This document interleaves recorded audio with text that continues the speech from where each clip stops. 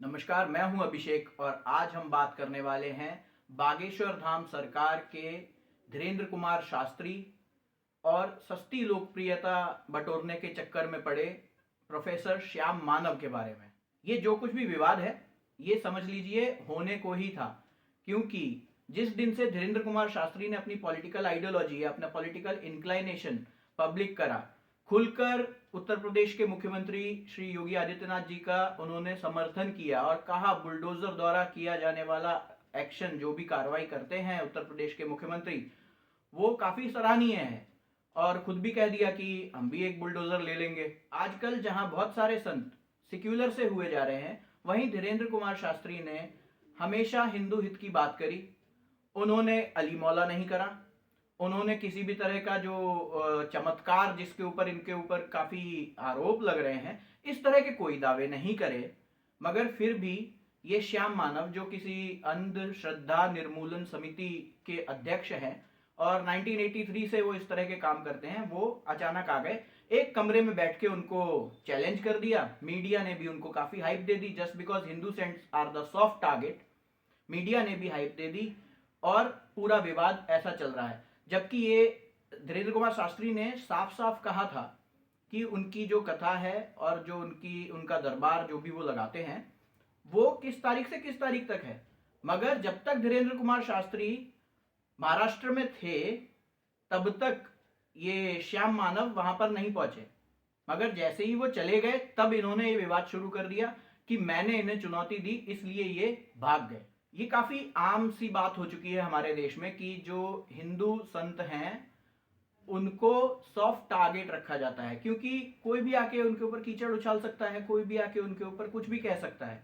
मगर ये लोगों के मुंह में तब दही जम जाता है जब क्रिश्चियन मिशनरीज खुलेआम यूं छूकर इंसान दूर गिर रहा होता है, किसी का लकवा ठीक हो जाता है, किसी की आंखें आ जाती हैं, किसी की कोई तो गूंगा बच्चा बोलने लग जाता है। उस समय श्याम मानव जैसे लोगों को कोई फर्क नहीं पड़ता, क्योंकि जिस प्रकार की पॉलिटिकल बैकिंग इनको मिली हुई है, वो साफ दिखाती है कि ये कम्युनिस्ट और जो दूसरे विपक्षी राजनीतिक दल हैं, उनका इनको समर्थन प्राप्त है।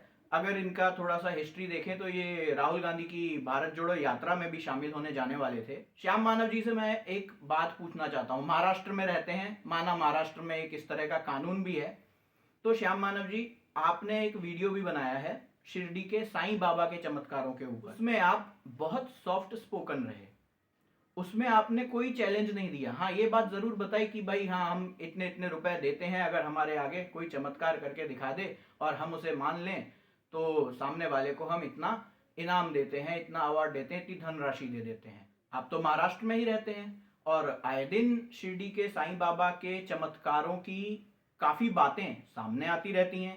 इनफैक्ट ऐसी कई वेबसाइट्स चल रही हैं जिसपे शिरडी के साईं बाबा के चमत्कारों की अपडेट आती रहती है। महाराष्ट्र में रहते हुए आपको ये चीज कभी आंखों में नहीं चुभी। दूसरा एग्जांपल देता हूं, एक आशीर्वाद हीलिंग सेंटर करके कुछ क्रिश्चियन मिशनरीज का आपके महाराष्ट्र में मुंबई में ही था, अभी भी है। वहां पर प्रार्थना करके, छूकर या कोई होली वाटर पिला के दुनिया भर के दावे करे जाते हैं। इससे दुनिया भर की बीमारियां दूर होती हैं। जो इंसान काफी समय से, जिसको पीठ की तकलीफ थी, घुटनों की तकलीफ थी, वो दौड़ने लग जाता है। You were silent on that. Bageshwar Dham के धीरेन्द्र शास्त्री क्या कहते हैं कि नारियल बांध दीजिए, आपकी श्रद्धा, जैसा भी भगवान चाहेंगे वैसा होगा। वो ये तो नहीं कहते कि मैं ठीक कर दूंगा, मैं इस आपके लिए कोई पूजा करूंगा या कुछ अलग से कुछ करूंगा, कोई तंत्र बताऊंगा, किसी तरह का टोटका बताऊंगा।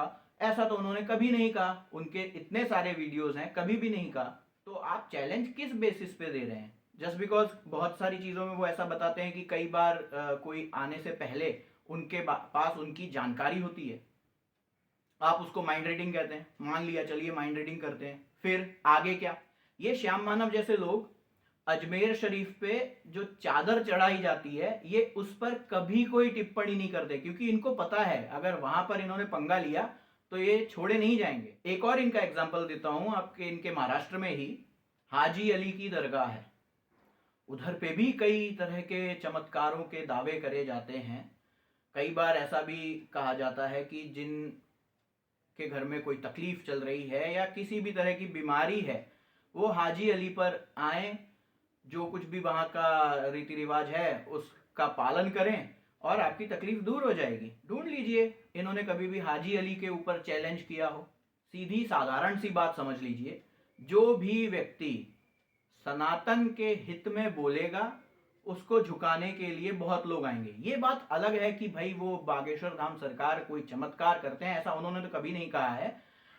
वो आपकी अपनी श्रद्धा है, मेरी भी अपनी श्रद्धा हो सकती है। मेरी श्रद्धा है, किसी भी चीज में आप किसी पे विश्वास करें ना करें, इतना पेट में दर्द किस बात का हो रहा है। आपके महाराष्ट्र में एक बार जीसस क्राइस्ट की मूर्ति से पानी की बूंदें टपक रही थी, लोग की भीड़ लग गई वहां पे कि ये होली वाटर है।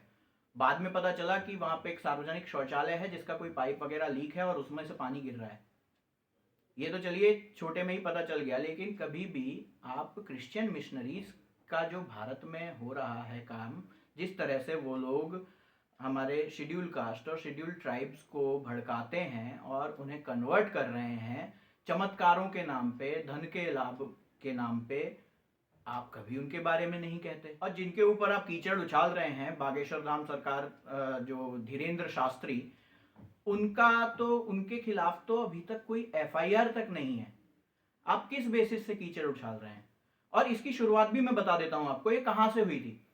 धीरेन्द्र कुमार शास्त्री के विरोध में कुछ 10-15 दिन पहले एक यूट्यूब चैनल है क्राइम तक, आज तक वालों का है, उस पर शम्स ताहिर खान ने या कोई पत्रकार थे, उन्होंने एक स्टोरी करी थी जिस पर उन्होंने आरोप लगाए थे कि धीरेन्द्र कुमार शास्त्री जमीन कब्जा रहे हैं। वो जिस पहाड़ी पे उनका बागेश्वर धाम सरकार करके आश्रम है, उधर पे वो जमीन कब्जा रहे हैं। उन्होंने इतनी सरकारी जमीन ले ली है और वहां पर लोगों से वो अवैध वसूली करते हैं।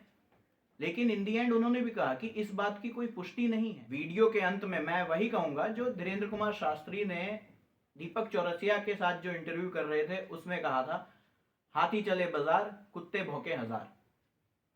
वीडियो पसंद आई, चैनल को सब्सक्राइब करिए, वीडियो को लाइक करिए, अपने दोस्तों से शेयर करिए। धन्यवाद। जय हिंद।